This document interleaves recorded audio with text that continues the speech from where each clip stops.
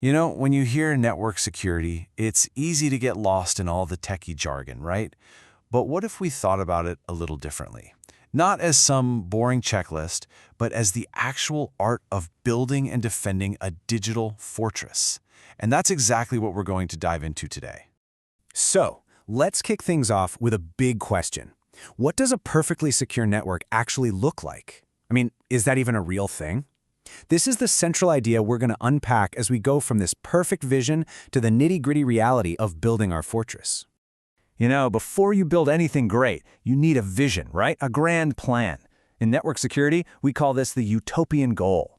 It's our vision for that flawless, impenetrable fortress we're all trying to create. And look, this big picture, it's about so much more than just the tech. It's about hunting down and minimizing every single risk, making sure you're compliant with all the rules, and achieving just rock-solid data protection. But just as important, it's about the people. It's about building trust with your users and, frankly, protecting the business from some really serious legal and financial pain. This is the whole why behind building the fortress in the first place. And that brings up a really crucial point. The strongest fortress isn't some confusing maze of traps and dead ends that stops people from getting their work done. Nope, it's a clear, well-protected path. The absolute best security just feels seamless. It works with you, not against you. And that's really the heart of user-centric design. Security should empower people, not put up a bunch of roadblocks. I mean, think about single sign-on, SSO, right? You log in one time and boom, you have access to all your apps. Or how about role-based access control? It's like having a digital key master who makes sure you only have the keys to the rooms you actually need to be in. It's security that's smart, not just strong. Okay, so we've got our vision, but a vision is just, a daydream without a solid plan. Every fortress needs a blueprint, and in our world, that blueprint is built on a set of core management pillars, all laid out by some really well-established international standards. And yeah, that foundational blueprint, it comes from the ISO. It gives us a solid framework, these core pillars to build on, so we can be sure we're not missing any critical part of our fortress's foundation. So what exactly are these pillars? Okay, let's break down what these pillars actually do. Think of performance management like the guards on the wall, making sure the supply routes are clear and moving fast. That's like checking the speed on your internet router. Then you've got configuration management, which is all about maintaining the walls themselves, patching up weak spots or changing router settings. Accounting management is basically the gate log. It keeps track of who's coming and going, like seeing who's using the VPN.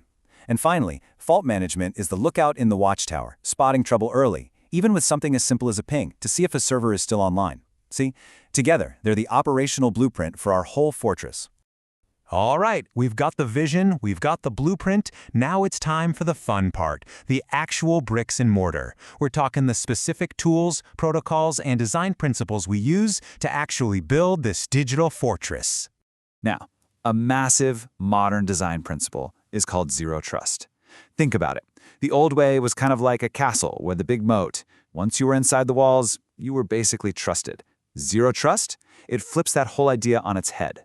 The motto is never trust, always verify. It doesn't matter if you're inside or outside the network, every single request for access gets challenged. This makes it incredibly hard for an attacker to move around if they somehow manage to get past that first line of defense. And the protocols? Well, think of those as the secure pathways and secret handshakes inside our fortress. We use channels like HTTPS to make sure no one can eavesdrop on our conversations. We use things like TLS to basically put any data that's on the move into a locked, armored box. And of course, we use super strong authentication so that only the right people have the keys to the gates. And just as important, we have to constantly be hardening these protocols, patching them, updating them, to seal any cracks that might show up. Now let's talk about the heavy artillery. First up, your firewall. That's your non-negotiable gatekeeper, inspecting every little thing that tries to get in or out. Then you have your Intrusion Detection System, your IDS. That's the watchful eye, the guard on the wall, scanning for any suspicious activity in real time. And finally, you have your SIEM system. That's the central command post, gathering intelligence from all over the fortress to give you one big, clear picture of exactly what's going on. So, the walls are up, the gates are reinforced, but we're not done. Not by a long shot. A fortress is totally useless without the guards on the wall and a very clear plan of action. This final piece is all about the people, the plans, and the playbook. And let's be real for a second. You can have the best, most expensive technology in the world, but your fortress is only as strong as the people and the plans defending it. This is where those ongoing best practices become absolutely critical. This constant state of defense, it's like a daily rhythm. It means doing regular security audits, like guards walking the perimeter. It means training your employees to spot things like phishing emails, which are pretty much the modern-day Trojan horse. It means locking away all your sensitive data in encrypted vaults and following established standards, like ISO 27001 as your official defense manual. But what happens when the alarm bells actually start ringing? That's where your incident response plan comes in. This is the drill every single guard has to know by heart. You have to know how you detect an attack is even happening. Who do you communicate with and how fast? How do you contain the threat so it doesn't spread like wildfire? How do you eradicate it completely? How do you safely recover your systems? And maybe the most important part, the post-incident analysis. What did we learn, and how do we make sure this never ever happens again? So that brings us to the end. And I want to leave you with one big question to think about. When you look at your own organization, at the vision, the blueprint, the tools, and the plans you have in place, is your network a fortress, or is it just a house of cards?